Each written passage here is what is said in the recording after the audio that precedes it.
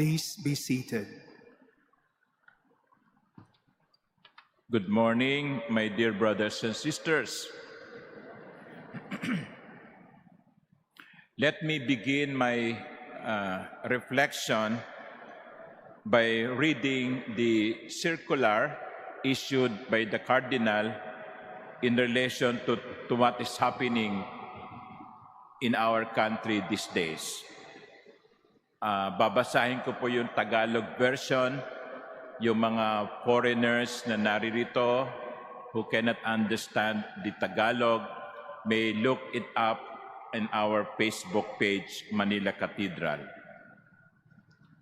Minamahal kong bayan ng Diyos sa Archdiocese ng Maynila. Ang ating bansa ay kasalukuyang nasa lilim ng isang masidhing krisis na moral at espiritual na sinugatan ng mga suliranin ng korupsyon at kawalan ng tiwala sa mga institusyon. Sa gitna ng mga hamong ito, tayo, ang bayan ng Diyos, ay palagi ang binabaha ng napakaraming impormasyon galing sa iba't ibang pinagmumulan, lalo na sa social media. Ang walang humpay na pagdaloy na mga mensaheng ito ay maaaring magdulot ng kalituhan, pagkabahabahagi at paghina ng ating moral na patnubay at direksyon kung hindi tayo magiging mapagmatsyag. Sa mga malalaking pagtitipon at pampublikong talakayan, huwag nating hayaang manaig ang damdamin sa malinaw na katwiran. Dapat tayong laging manindigan sa batas at iwasan ang anumang panawagan para sa mga hakbang na lumilihis at sumasalungat sa saligang batas. Ang ating katapatan ay dapat ilaan sa ating bansa at sa mga prinsipyong demokratiko nito, hindi sa sinumang tao at lalo nang hindi sa ibang makasariling hangarin. Bilang inyong pastol, hinihimo ko kayong maging matalino, mapanuri, at may malinaw na unawa sa pagtanggap at pagpapalaganap ng impormasyon. Ang salot ng kasinungalingan at maling impormasyon na tinawag ng ilan na pandemya ng kasinungalingan ay maaaring puminsala sa ating kakayahang mabatid ang katotohanan at kabutihan. Tungkulin natin bilang mga Kristiyano na suriin ang bawat impormasyon na ating tinatanggap at iwasang ipakalat ng anumang hindi pa nasusuri at napatutunayan. Gawin nating pamantayan ang katotohanan.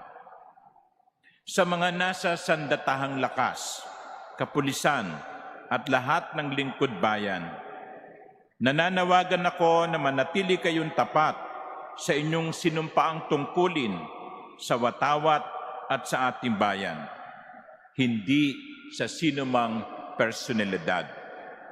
Napakahalaga ng inyong katapatan sa konstitusyon para sa katatagan at dangal ng ating republika. Ang mga hamon na ating kinakaharap ay nangangailangan hindi lamang ng praktikal na mga solusyon, kundi ng malalim na tugong espiritual. Nakikiusap ako na siyasatin natin ang ating budhi, baguhin ang pamumuhay at mamuhay ayon sa kalooban ng Diyos.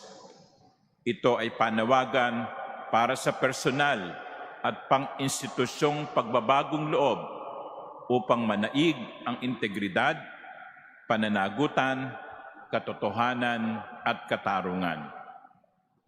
Tayo ay dapat magsimula ng isang paglalakbay ng pag-asa, isang paglalakbay tungo sa pagbabago ng bayan at sama-samang pagkilos laban sa mga sugat ng lipunan. Nakikiisa tayo sa panawagan ng CBCP para sa patuloy na pagsusumamo ng awa at pagbabagong loob sa pamamagitan ng panalangin at konkretong pagkilos para sa kabutihang panglahat. Ipagdasal natin ang mahal nating Pilipinas na maniig ang integridad, mahayag ang katotohanan at mamayani ang katarungan. Naway ipanalangin tayo ng mahal na Birheng Maria na ipinaglihing walang sala, patrona ng Arkidiocese ng Maynila, at gabayan tayo sa paglalakbay patungo sa isang higit na makatarungan at mapayapang lipunan. Lagda, Jose F. Cardinal Advincula, Arsobispo ng Maynila. Yun po ang pahayag sa atin ng ating butihing Arsobispo sa gitna ng ating mga kinakaharap na pangyayari sa bayan. At ang sinasabi nga niya ay maging mapanuri. At alam nyo, binasa ko ang ebanghelyo natin ngayon at isa yan sa mga sinabi ng Panginoon. Sabi niya, "See that you not be deceived. For many will come in my name, saying, I am He, and the time has come." So, maging sa panahon ng Panginoon, sa panahon ni Jesus, meron ng mga fake news. Meron ng mga nagkakalat ng mga balitang hindi totoo. Meron ng mga nagkakalat ng mga kasinungalingan. Sa bagay, kung babalikan naman natin ang kasaysayan ng tao, simula pa noong likhain ng Diyos ang tao, sina Adan at Eva, hindi ba't sila'y naloko din ng ahas? Maging ang ahas, nagkalat ng fake news. Kaya kapag nagkakalat ka ng fake news, ahas ka.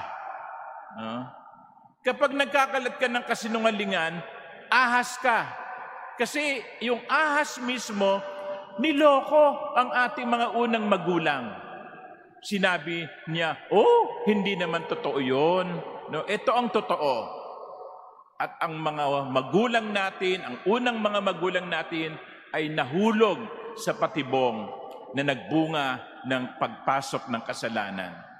Kaya, ang Panginoon sa Ebanghelyo, nagbibigay ng babala. Sabi niya, "See that you not be deceived." Siguruhin niyo, huwag kayong maloko. Siguruhin niyong huwag kayong madala ng mga kasinungalingan. Sapagkat marami ang magsasabi sa ngalan ko, ako siya. Ako siya. Pero hindi naman.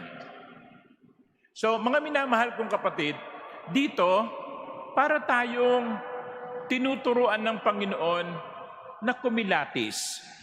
Kumilatis. Sa mga nanay dito o namimili, alam naman ninyo kung ang isda ay bilasa, hindi ba? Sasabihin pag tinanong nyo, sariwa ba ito? Sasabihin ng tindera, oo naman, suki. No? Tingnan mo nga, sariwang sariwa. Pero kung kayo ang namimili, anong gagawin nyo? Kikilatisin ninyo. Titignan nyo yung isda. Paano magiging sariwa? Yan yung mata niya kasimpulan ng red roses. No? Bilasa na yon. O kaya, kung bibili kayo ng alahas, o may nagbebenta sa inyo ng alahas, sasabihin, oy, bilhin mo na to, suki. Oy, kumare, bilhin mo na to, ang ganda-ganda nito, tunay na ginto yan. At tingnan mo ang bato, no? Kumikinang. Pero, dapat marunong kang kumilatis. Sasabihin mo, anong ginto? No? Ikaskas ko lang yan lilitaw yung tanso niyan Ganon. Yun ang gustong sabihin ni Jesus, matuto tayong magkumilatis sapagkat sa mundo nating ito, maraming peke. Sa mundo nating ito, maraming sinungaling. At kung minsan na tayong naloko, di ba? Minsan naloko ka akala mo sariwa, bilasa pala.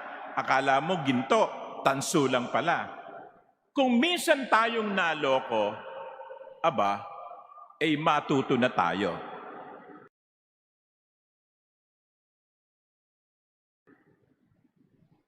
Matuto na tayo. Kasi kung paulit-ulit mong hinahayaang maloko ka, hindi ka lamang madaling utuin, tanga ka pa. Huwag tayong maging tanga. Kung minsan na tayong naloko, huwag na tayong paloko pang muli. May mga tao naloko na, pinangangatawanan pa. Naloko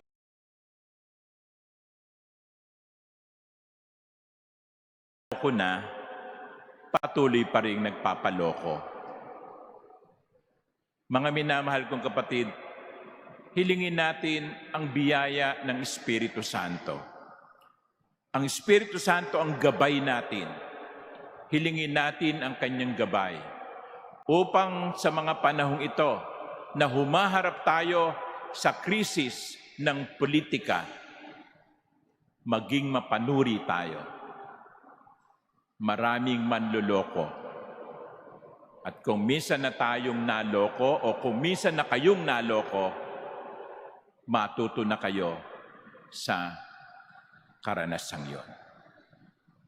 Amen. Manatili po kayong nakaupo at ating saksihan